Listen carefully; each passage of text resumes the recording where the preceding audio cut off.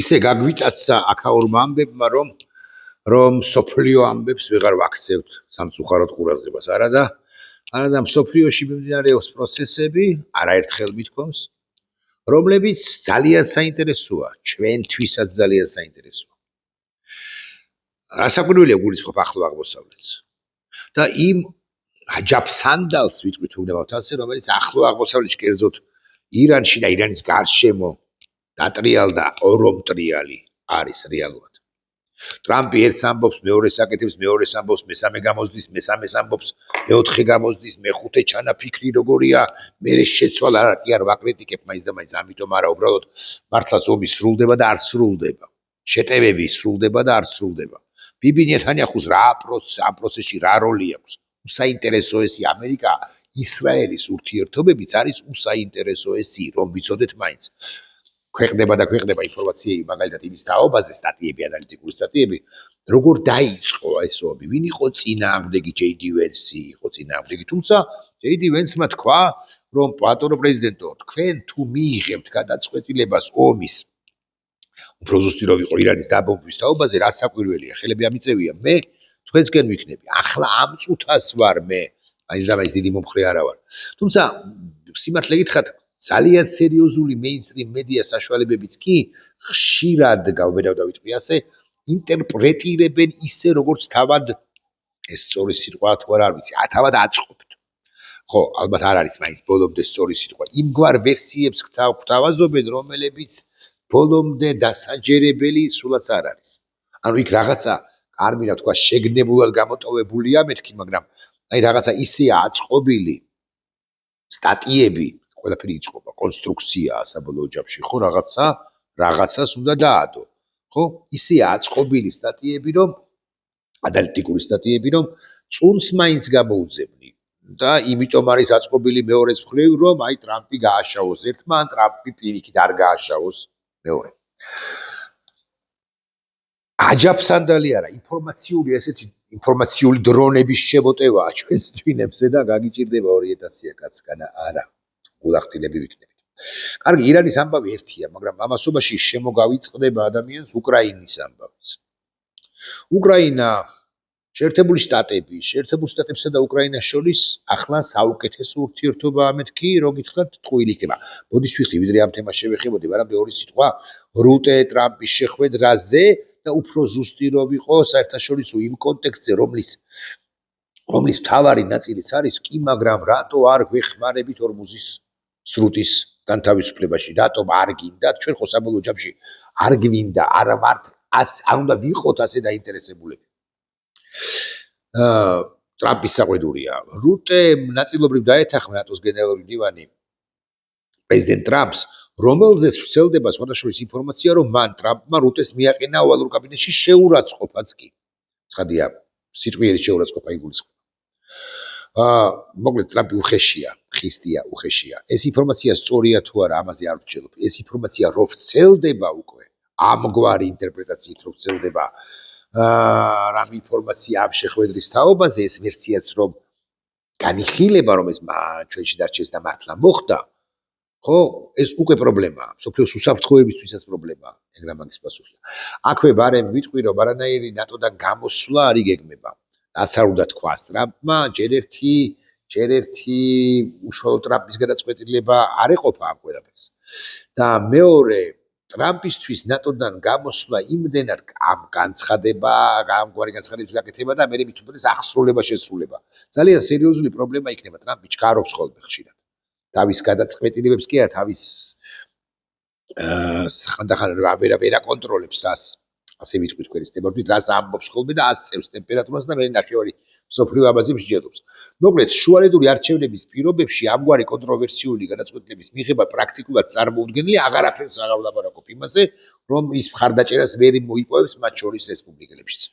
აქვე გეტყვით, რომ რასაკვირველია ესპანელები, განსაკუთრებით და ევროპელები ზოგადად, ალბათ მაინც ამ ლოგიკით შეცდნენ. მე მესმის, რომ ნატოს ომი არ არის ომი ირანთან და მესმის, რომ ტრამპს უნდა გაეფრთხილებინა მათეული ლოგიკით მოკავშირეები, მაგრამ და მეხუთე მუხლედი პირდაპირ ვერ ამოქმედდება, იმიტომ რომ ამერიკაზე ნატოს წევრ სახელმწიფოზე ან ნებისმიერ სახელმწიფოზე, რომელიც ნატოს წევრია, თავდასხმა არ განხორციელებულა, მაგრამ ნატოს ეგიდის გარეშეც ცალკეულ სახელმწიფოებს ალბათ მაინც უფრო ადრე ახლა იწყებენ გარკვეულ მოქმედებებს, უფრო ადრე უნდა გამოეცხადებინათ მხარდაჭერა შეერთებული შტატებისათვის. ჩვენი თეატრი გვაქვს, ამბობს მარკ რუტე. სწორია, ჩვენი თეატრი, ევროპას თავისი თეატრი აქვს, მაგრამ უნდა გაეთვალათ ალბათ ტრამპის შესაძლო რეაქციები, გაბრაზებები, მაგრამ ეს ყველაფერი დაცხრება და დაწყნარდება ისევე როგორც დაწყნარდა გრენლანდიასთან დაკავშირებული ამბები, აჯაფსანდალები, დავიდარებები. ახლა ეს ჩხუბი ნელ-ნელა გადაივლის და დასავლური და ახალი ჩხუბი დაიწყება სხვა სტრანგირებთან დაკავშირებით. ამასთან დაკავშირებით მოილაპარაკებენ, შეჯერდებიან, აბსოლუტურად დარწმუნებული ვარ.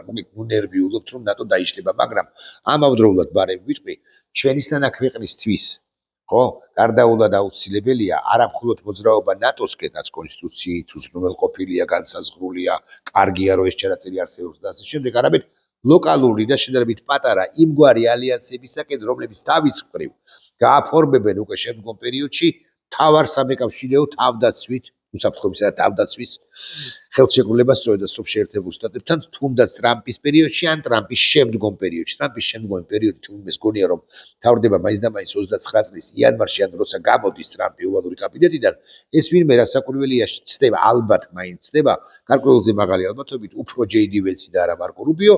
ისინი იქნებიან საპრეზიდენტო კანდიდატები და ტრამპი იქნება მმართველი, ოღონდ ფორმალური მმართველი არ იქნება, ან თანამმართველი, მოდი ასე ვიტყვი, თუმცა ამ ბოლო ხანებში კიდევ გააქტიურდა საკითხი ამგვარი, რომ თუ ჯეი დი ვენსი იქნება პრეზიდენტი, ვიცე-პრეზიდენტად დაასახელოს ტრამპი, სრული სიგიჟეა ბევრის აზრით და მეც ვემხრობი ამას, ეგრამაგის პასუხია, დაასახელოს ვიცე-პრეზიდენტად ტრამპი, მერე ჯეი დი ვენსი როგორც პრეზიდენტი გადადგეს და ტრამპი ავტომატურად გახდეს პრეზიდენტი ისევ.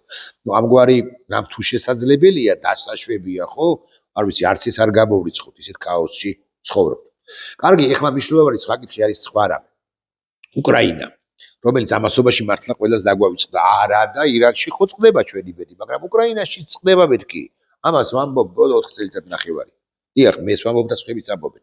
უკრაინაში წყდება, უკრაინას უჭირს, უკრაინას ულხილს, მობილიზაციაზე ლაპარაკობს. ბუდანოვი ამბობს, ადმინისტრაციის უფროსია. ეს ბუდანოვი და უმაგრესი კაცია. ბუდანოვი ამბობს იმას, რომ სანამ გჭირდება ხალხი და სანამ ომი მიმდინარეობს, ხალხი დაგჭირდება. აქედან გამომდინარე, მთელი მსოფლიოს მასშტაბით მეთქი დაიწყებენ ძებნას ხალხისა.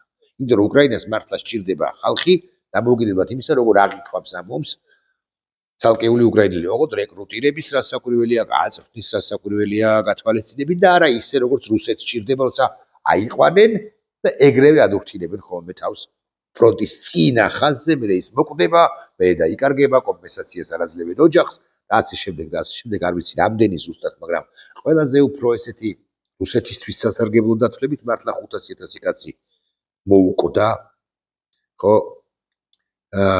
დაეხოცა რუსეთს და წარმოუდგენელი, აი ეხლა რო ავსებენ, ნახეთ და საინტერესო დეტალია, ხომ ის შეერაღებულ ძალებში ამდენი და ამდენი დღეში დაახლოებით 1000 კაცი, ანუ 30,000 კაცს უყრიან თვეში თავს რუსები.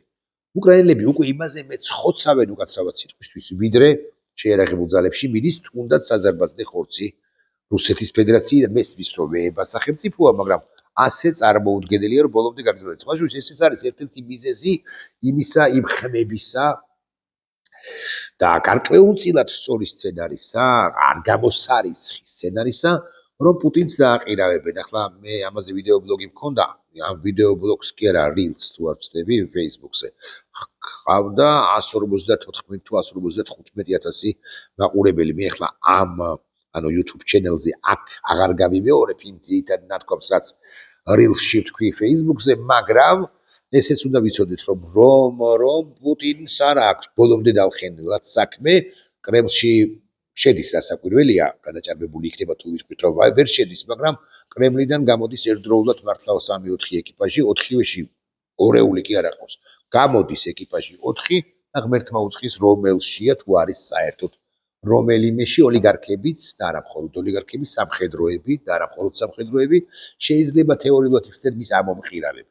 ეხლა ნახეთ ყველაფერზე ვილაპარაკე და იმაზე რაზეც მინდოდა ლაპარაკი, ხო, არ გამომდის და არ გამომდის კი არ გადავადებ 1-3-4 წუთით დაუბრუნდები ერთ თემას. ჩვენზე როცა ვლაპარაკობ, ანუ მიკროალიანსებზე, ჩვენთვის ძალიან საინტერესო იქნება მაგალითად სომხეთ აზერბაიჯანს საქართველოს თანამშრომლობა სამხედრო სფეროში. ბიზინა ივანიშვილი ამის გამკეთებელი რომ არ არის ეს გასაგებია, ბიზინა ივანიშვილმა პრაქტიკულად ღიად შეგვიძლია ვთქვათ, ან ვივარაუდოთ, რომ ამერიკელებს შეუთვალა უარი თანამშრომლობას. ამერიკელებს შეუთვალა უარი, იმიტომ რომ მას გონია, აი ირანის ელჩმა დააფრთხო უფრო და გარკვეულმა ინფორმაციებმაც ალბათ მას გონია, რომ ირანიდან გამოფრინდება დრონები. დრონებზე მე კიდევ ვილაპარაკებ, როგორც ზელენსკის და უკრაინის კონტექსტში გამოფრინდება დრონები და ჩამოცვიდება სადღაც მას ფეხებზე ხიდია. საბოლოო ჯამში ჩამოცვიდება თუ არა აი მახათას მთაზე პირობითად ვლაპარაკობ აბსოლუტურად. აი მარნეულში ეს რაღაც ახალ ქალაქში არა ახალ ქალაქი, ხო, ახალ ქალაქი ფეხებზე კიდია, ახალციხე ნაკლებად. ხო, მაგრამ ის მასადარდებს ხო არ მოხდება ემად ერთი დრონი მის რომელიმე სახლს. რამდენი სახლი აქვს ნახეთ გარშემო იშენებს და იშენებს, ან რაღაც ბიზნეს ცენტრს, ან რაღაც იმას რა ქვია, აბასთუმის უღრანებში რომ სასახლე აქვს იმას. ეს უფრო აღელვებს და რასაკვირველია. მაგრამ ასევე აღელვებს ეს რეპუტაცია, რომელიც თავადმა შექმნა. მე მშვიდობის მტრედი ვარ, მშვიდობის მომტანი ვარ. აგი ომი არ დაიწყო, გარშემო ყველგან ომია და ეს რეპუტაცია ჩამოეფშნება ერთი დრონით რო შემოფრინდეს ირანიდან, მაღალი ალბათობით აბა სხვა საიდან უნდა შემოფრინდეს. ოღონდ მე ამასაც ნაკლებად ვარაუდობ, ეს უფრო დასაშინებლად იყო გაკეთებული და ირანის ელჩის სახით აფრთხილებს საქართველოს ხელისუფლებას, რომ ემან მას თვალი არ გაექცეს ამერიკის შეერთებული შტატებისაკენ, რის მცდელობაც რომ თვალი გაექცეს ივანიშვილს და ქართულ ოცნებას ამერიკისაკენ, თავად ივანიშვილს აქვს გულახდილად ვიტყვი, იმიტომ რომ ის თავისუფლ იზოლაციაშია და კატასტროფულ მდგომარეობაში. ოღონდ თავად მე მიიყვანა საკუთარი თავი აღმოიჩინა საკუთარი თავი ამ რთულ მდგომარეობაში. ხა მე ბუდანოვი ვახსენე, ის ამბობს რომ ხო, ძალიან საინტერესოა, ვერ მივდივართ უკრაინის თემამდე, ესო ხეიდათიანი. ბუდანოვი ამბობს რომ არადაირი სააღდგომო დღეს არის წვია. ბოდიში ამას დღეს არის 10, ხო? ესე იგი 2 დღეში არის აღდგომა. პუტინმა თქვა რომ მეო შევწყვეტო დაბომბვებსო და ბუდანოვი ამბობს იმას რომ იცით რა, ეხლა ეს არის ჩემი ომიო. თავი დაბანებეთო, ჩვენ არადაირ დაბომბვებს არც აღდგომაზე არ შევწყვეტო. იმიტომ რომ ასეთი დასაბომბი ქვეყანა ამერიკი ვიტყვი ასე. ეხლა რატოა საინტერესო ეს ყველაფერი კიდევ. მე ჩარდავდაპირულად ვიდეოს ჩავთვალ თქვენის ნებართვით, ხო, ჯერ უკაცრავად ისევ ზელენსკი, ახლა უკვე ზელენსკი. ჩვენი სამხედრო ექსპერტები გავაგზავნეთ ახლო აღმოსავლეთში. მე კარგად მინდა ავხსნა, რომ კი აფეთქებული ახლო აღმოსავლეთით აფეთქებული იყო მანამდე უკრაინაც. მაგრამ ეს საბოლოო ჯამში არის თუ ასე კარგად ავხსნი და გამიგებთ ერთი ომის ორი ფრონტი. თუ ასე უნდა შეხედო, კარგია თუ ასე შევხედავთ, ეს არის ბოროტების წინააღმდეგ, ანუ ირანის და რუსეთის ბოროტების ღერძების წინააღმდეგ ცივილიზებული სამყაროს ბრძოლა ამერიკელებისა და ისრაელისა ირანში, იმ ადამიანების და იმ სისტემის წინააღმდეგ, რომელმაც მანამდე არ სუდიდი ხნის წინ 36,000 ადამიანი დახვრიტა, რომელიც ქმნის ატომურ ბომბს, ქმნიდა, ასე ვიტყვი, და რომელიც ქმნიდა რაკეტებს, რომლებიც შორ მანძილზე ისვრის ბალისტიკურ რაკეტებს, რომლებიც მისვდებოდა ლოს-ანჯელესს, არა თუ ვაშინგტონსა და ნიუ-იორკს, არამედ ლოს-ანჯელესაც. კი საჭიროების შემთხვევაში საიდანაც კიდე იქიდან დაარტყით. პრინციპში მნიშვნელობა არ აქვს, საიდანაც კიდე იქიდან გაისროლე თუ იმ ოკეანეს გადაუფრინე. ეხლა ზელენსკი რაც ამბობს. ჩვენი სამხედრო ექსპერტები გავგზავნეთ ახლო აღმოსავლეთში, კერძოდ გადამჭერი დრონებისა და რადიოელექტრონული ბრძოლების სისტემათა სპეციალისტები. გამანადგურეთ თუ არა ირანული შახედები, დიახ, გავანადგურეთ რამდენიმე ქვეყანაში. ირანი საფრთხეს უქმნის მახლობელ ქვეყნებსაც, აი ესეც ვთქვათ. ეხლა ირანზე რო აღარ გავიდეთ და ორბუზის სრულ არ გადავიდეთ და ორბუზის სრულ როგორ გაიხსნება თუ არა საერთოდ ამაზე ერთი მსუხე ვიდეო გასაკვირველია ჩასაწერია. მანამდე მოდი ეს ამას მოგასმენინებთ თქვენის ნებართვით თავდაპირველად და მე გავშიფროთ ერთად თუ გდებავთ ასეთ რას ამბობს ზელენსკი. აი საფრთხილებს ამერიკელებს, აი უბნება ამერიკელებს. რომ უსპინოთ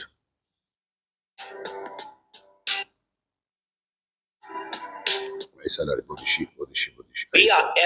ბოდიში. And I think that American people have to understand we are allies, you're allies in Europe, and where now the war doesn't have this. ეს ჩვენ გვაქვს სტერეოტიპი, მათ შორის მეც რომ ევროპელები ყველაფერში ჭკვიანები არიან, ან ამერიკელები ყველაფერში მართლები არიან და ჭკვიანები არიან. ამერიკაც ისევ როგორც ევროპის სივრცე არის მრავალგვარი სივრცე, მრავალგვარი ადამიანები არიან. ერთი შედარებით შიშრები ყველგან არის ეს, ხო? მეორენი შედარებით მამაცები, მესამენი შედარებით სწორანალიზ საკეთებენ ჩვენეული გაგებით, მეოთხენი შედარებით სტარანალიზ საკეთებენ. და ასე შემდეგ და ასე შემდეგ. რა მძლავრობს, ეს არის საინტერესო. დღევანდელ ამერიკაში რა მძლავრობს, ამაზე ნუ ვალაპარაკებთ. მე თუ მკითხავთ, მე თუ მკითხავთ, როგორც არ დამიტახება ბევრი. მძლავრობს ამგვარი პოლიტიკა, რომ ამგვარი სტრატეგია, რომ გარშემო ისე მოაგვარონ საქმეები, რუსეთს მე ისინი მოუგრიხონ, როგორც ეს ბევრჯერ არ ჩანს, მათ შორის ტრამპის ხსენებული სიჩქარეების გამო, სიჩქარეების და არც უიშვიათად არასწორი განცხადებების გამო. ეხლა ზელენსკი რას ამბობს ამ ვიდეოში? ამ ვიდეოში. ხედავთ? And I think that American people have to understand we are allies, your allies. we are allies, ეს ამეორებს, ხო? და ნახეთ, აი ეს არის თარგმანი პრინციპში. აუწიოთ ხმას ალბათ. აქვე მე აღარ თარგმანი ახლავს პრინციპში. მინდა ამერიკელებმა გაიგოთ, ჩვენ თქვენი მოკავშირეები ვართ ევროპაში. სოფლიოში შეზღუდული მანძილები აღარ არსებობს და მართლაც ამ დრონების ეპოქაში აღარ არსებობს შეზღუდული მანძილები. მაშინ როცა დრონები უკვე 1000-ობით კილომეტრზე უტევენ 1-2-3 წელიწადში დრონები 10 და 20000 კილომეტრზე მიაყენებენ დარტყმებს მოწინააღმდეგეს. რეაქტიული ძრავებით ისინი ძალიან მალე გაიაფთება, გამოჩნდება ასეთი დრონების მთელი ხროვები. თქვენ ვერ შეძლებთ თავდაცვას მარტო. სოფლიო უნდა დაეხმაროს ქვეყნებს თავის დაცვასა და აგრესორის მოგერიებაში. აი რატომ ვფიქრობ, რომ ამერიკელებს ვჭირდებით ჩვენ და ჩვენ გვჭირდება ამერიკელები, ამერიკის შეერთებული შტატები. ეს არის ასე. და ზელენსკი ამ შემთხვევაში აბსოლუტურად მართალია. ხვალზე ან 2-3 წელიწადში ისეთი ამბები დატრიალდება მსოფლიოში, რომ ეს ამბები, რომლებიც ახლა ხდება ირანში თუ უკრაინაში, ჟურნალად მოგვეჩვენება. რუსეთი რამდენად ჩაერთვება ამ დრონების ომში? თუ გადაკეტავს შეერთებული შტატები პირველ ყოვლისა. ჩინეთ რუსეთის და აგრეთვე ჩრდილოეთ კორეა რუსეთის, მაგრამ უფრო ჩინეთ რუსეთის ალიანსს აღებ მიცემობას, ტექნოლოგიებში მხარდაჭერას. ეს უახლოეს ხანებში გაირკვევა, ყოველ შემთხვევაში რაღაცა ამბები გაირკვევა მაისის თვეში ამასთან დაკავშირებით ტრამპი და სი რო შეხვდებიან ერთმანეთს. ამ შემთხვევაში რუსეთი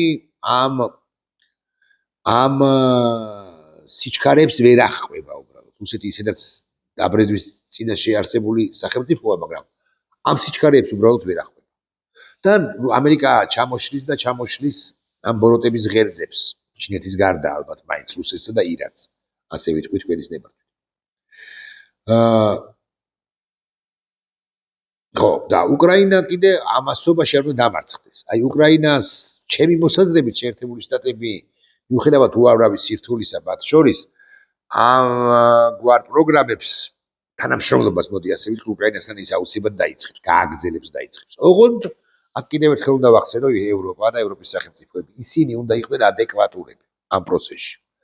სამწუხაროდ, მე ესეც უნდა ვთქვა, მიუხედავად იმისა, რომ გარკვეულ ლოგიკას მოძებნი ევროპელი ცალკეული ლიდერების რიტორიკაში, საჯარო განცხადებებში, პოლიტიკაში.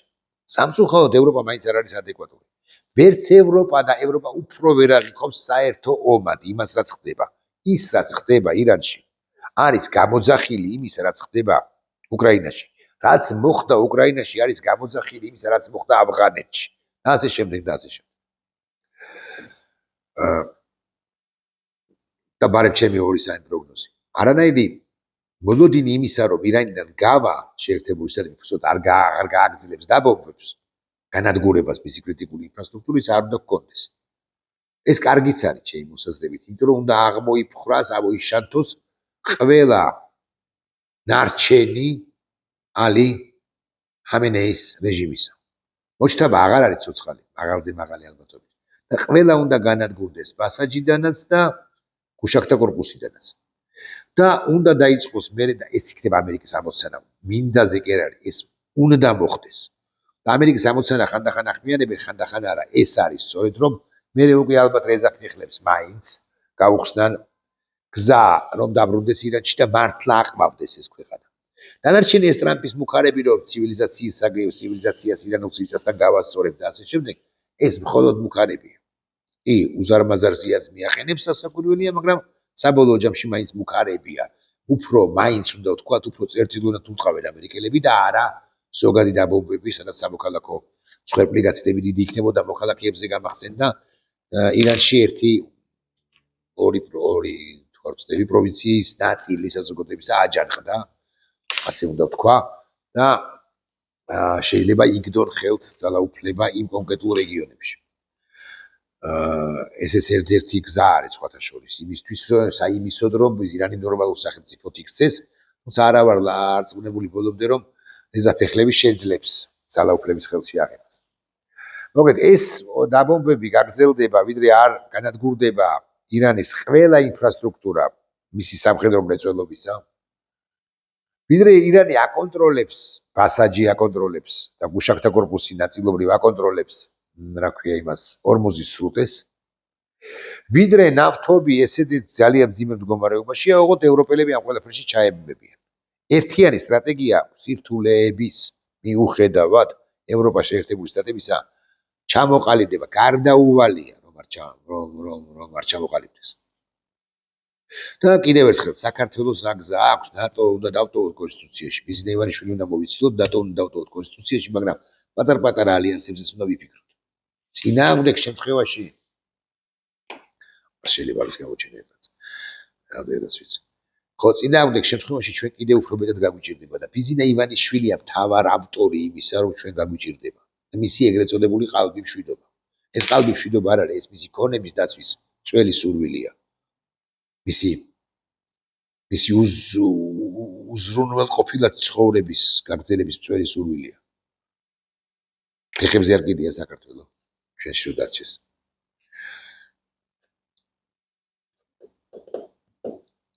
ბევრი ფიქრობს, რომ ირანში ომი დამთავრდება, მე ესე არ ვფიქრობ, 2-3 თვე მაინც გაგრძელდება. ბევრი ფიქრობს, რომ უკრაინაში ომი დამთავრდება, მე ესე არ ვფიქრობ, ომი 2-3 თვე კი არა, 2-3 წელიწადი გაგრძელდება, თუმცა დროებითი ზავები შეიძლება იყოს, მათ შორის წელსაც ივნისში დაახლოებით. ორბანზეც მინდოდა ორი სიტყვის თქვა. მაგრამ არა უშავს. სხვა დროს იყოს. ნაყოფის.